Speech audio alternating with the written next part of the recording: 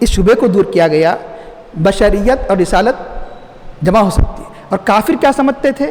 رسول بشر نہیں ہو سکتا، رسول بشر نہیں ہو سکتا. نعوذ باللہ، نبی کا کلمہ پڑھ کر، نبی پر ایمان کا دعویٰ کر کے بعض یہ کہتے ہیں کہ بشریت اور نور جمع نہیں ہو سکتے. اللہ نے ان کی تردید کیا، جس طرح بشریت رسول رسالت جمع ہو سکتی ہے، بشریت اور نورانیت بھی جمع ہو سکتی ہے.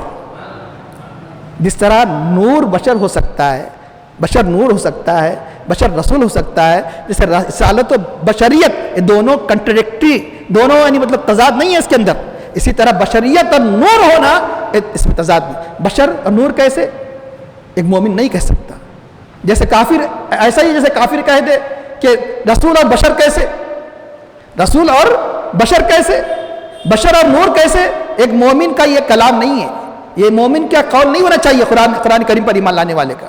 اب اس شبے کو بھی دور کر دوں، بشریت اور نورانیت کا جمع ہونا، بلکہ اگر عارضی طور پر یعنی بشر جب نور ہے تو کھاتے کیسے؟ عجیب عجیب، جیسے جاہلوں نے، کافروں نے جیسے جیسے حماقت والے سوالات کرتے تھے، ویسے ایمان کا دعویٰ کر کے سوالات کرتے ہیں. بشر ہے تو کھاتے، نور ہے تو کھاتے کیسے، پیتے کیسے، چلتے پھرتے کیسے، پوری دنیا اور انسانی حوائج کو پورے کیسے کرتے ہیں؟ نور کیسا کرتا ہے؟ سب نور کھاتا ہے. تو یہ ان کی عقلوں میں فطور ہے، یہ نورانیت کے خلاف نہیں ہے. کیوں؟ آپ صرف محض نور نہیں ہے، نور کے ساتھ اللہ نے بشریت کے اس لباس کے ساتھ بھیجا، بشریت کے لباس کے ساتھ بھیجا. اب میں عرض کر دوں، یہ بتائیے کہ فرشتے کس سے پیدا کیے گئے؟ نور سے. فرشتے تو انسان نہیں ہے نا، یہ تو مانتے نا. تو فرشتہ جب عارضی طور پہ، نبی تو ہماری مستقل ہدایت کے لیے بشر بنا کر بھیجے گا جو نور ہے، ان کی حقیقت نور ہے، اور فرشتے کو عارضی طور پہ بھیجا جا رہا ہے ایک میسیج دے کر. جب بشریت کے لباس میں آتا ہے تو بشریت کے آثار نمودار ہو جاتے ہیں. کون؟ نور. جو نور سے پیدا کیا گیا، جبرائیل علیہ السلام آتے ہیں، صحابہ کہتے ہیں ایک کالے بالوں والے، ایک سفید لباس والے، ان پر سفر کا کوئی اثر نہیں ہوتا تھا، اللہ کے حبیب کے پاس آئے. اور یہاں تک نہیں، موسیٰ علیہ السلام جلال میں، جس کو فرشتوں کے جو سردار جن کو سمجھے جاتے ہیں ان میں سے ایک سردار کون؟ ملک الموت، ایک ایسا گھوسا مارا، آنکھ ان کی چلے گئی. بخاری شریف کی روایت ہے. بخاری شریف ماننے والوں کو بھی نہیں دیکھ لیجئے کہ بخاری شریف ہم بھی مانتے ہیں، لیکن ان کا ماننا مطلب یہ کہ صرف یہ چاہتے ہیں کہ بخاری ان کی خواہش کے مطابق ہو جائے. ہم بخاری و مسلم جو بھی ہے، ہم حدیث کے مطابق ہم اپنی خواہش کو پوری کرتے ہیں. یہ لوگ اپنی خواہش کے مطابق حدیث کو بنانے کی کوشش کرتے ہیں. فرق اتنا ہی ہے، فرق اتنا ہی ہے کہ ہم حدیث کے مطابق اپنی خواہش کو بنی میں تغیر تبدل کرتے ہیں، یہ اپنے خواہش کے مطابق حدیث میں تغیر تبدل کرنے کی کوشش کرتے ہیں. جس کو چاہے بغیر کسی تحقیق کے ضعیف کہہ دیا، جس کو چاہے معنی مطلب بدل دیا، یہ ان کی عادت ہے. تو اب بخاری میں یہاں تک ہے کہ ملک الموت کی آنکھ بھی، کیوں کہ ملک الموت بشر ہے، نور ہے نا، لیکن جب بشریت کے لباس میں آتے ہیں تو آثار ظاہر ہو جاتے ہیں. تو اب یقیناً جو نور بشر بنا کر بھیجا گیا، اس کے اندر نورانیت کے بھی اوصاف ہوں گے، بشریت کے بھی اوصاف ہوں گے. تو میں عرض کر رہا تھا، صرف بشر ہوتے تو بڑا کمال، بشر کمال ہے ضرور، بڑا کمال نہ ہوتا. نبی کا ہر کمال بڑا ہے نا. آپ بولیں گے بشر کمال نہیں، یار بشر کمال ہی ہے بھائی، لیکن بڑا کمال، کیونکہ نبی کے عظمت کے اعتبار سے ان کا ہر وصف کمال والا، بڑا کمال والا. صرف بشریت ہوتے تو بڑا کمال نہ ہوتا، صرف نور ہوتے تو بڑا کمال نہ ہوتا. کیوں؟ صرف بشر ہوتے تو بشر تو بہت سے ہیں، ان گنت کروڑوں نہیں بنیں گے، آپ حساب گنتی ختم ہو جاتی. صرف نور ہوتے تو یہ بھی بڑی کمال کی بات نہیں تھی. کمال کی بات تو ہوگی، بڑی کمال کی انتہائی اعلیٰ. کیوں؟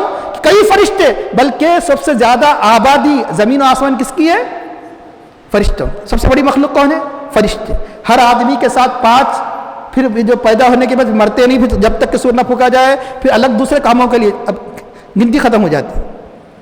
اب فرشتے اس بڑی تعداد میں ہے، فرشتوں کی جو اتنی بڑی تعداد ہے، تو فرشتے کثرت سے، نبی بھی نور ہے تو بڑا کمال نہ ہوتا.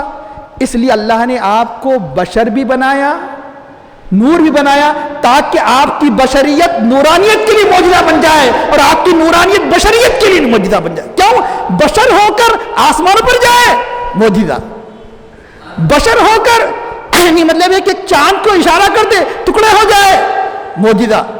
بشر ہو کر اگر یعنی کنکری کو کہہ دے تو کلمہ پڑھ لے، بشر ہو کر گواہ بھی آپ کی گواہی دے دے، بشر ہو کر یعنی حکم دے دے تو پلٹا ہوا سورج پلٹ کر آئے، ڈوبا ہوا سورج پلٹ کر آئے، اور بشر کے لیے یعنی کوئی یعنی احد پہاڑ لرزے میں آ جائے، بے شمار آپ معجزات گناتے چلے جائیے بشر ہو کر، تو بشریت کے معجزہ۔ اور نور ہو کر کھانا کھائے، نور نہیں، فرشتے کھانا کھاتے، نور ہو کر پانی پیے، نور ہو کر زمین پر بود و باش اختیار کرے، نور ہو کر جو بشریت کے اور جو ہوائیں ہیں جو اس کو اختیار کرے، تو یہ جو آپ نور ہو کر بھی یہ کام کر رہے ہیں، یہ معجزہ۔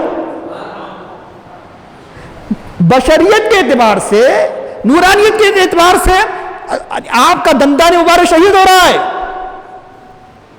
آپ کا دندان مبارک شہید ہو رہا ہے، یہ کس کے اعتبار سے؟ نور ہو کر دندان مبارک شہید ہو رہا ہے، معجزہ۔ اس لیے ہم کہتے ہیں اللہ نے آپ کو بشر بھی بنایا، نور بھی بنایا، تاکہ آپ کا نور ہو جانا بشریت کے لیے معجزہ بن جائے، تاکہ آپ کا بشر ہونا آپ کے نور ہونے کے لیے معجزہ بن جائے۔ اس لیے سچ کہا حضرت سعدی نے، کیا کہا کہ لا يمكن الثناء كما كان حقه بعد خدا بزرگ توئی قصہ مختصر یا صاحب الجمال ویا سید البشر من وجهك المنیر لقد نور القمر لا يمكن الثناء كما كان حقه لا يمكن الثناء كما كان حقه بعد خدا بزرگ توئی قصہ مختصر کہ آخر میں دعا کرتا ہے اللہ ہمیں ان آیات کریمہ کو سمجھنے اور اللہ کے حبیب پر جیسا کہ تو نے اے اللہ ہم سے مطالبہ ایمان کا لانے کا کیا ہے ویسے ایمان لانے کی توفیق عطا فرما، صحابہ کرام کا جیسا جذبہ اثار استقلال ہمیں نفس پیدا فرما، اور ہمیں سرور کائنات صلی اللہ علیہ وسلم سنتوں کی پابندی کی توفیق عطا فرما،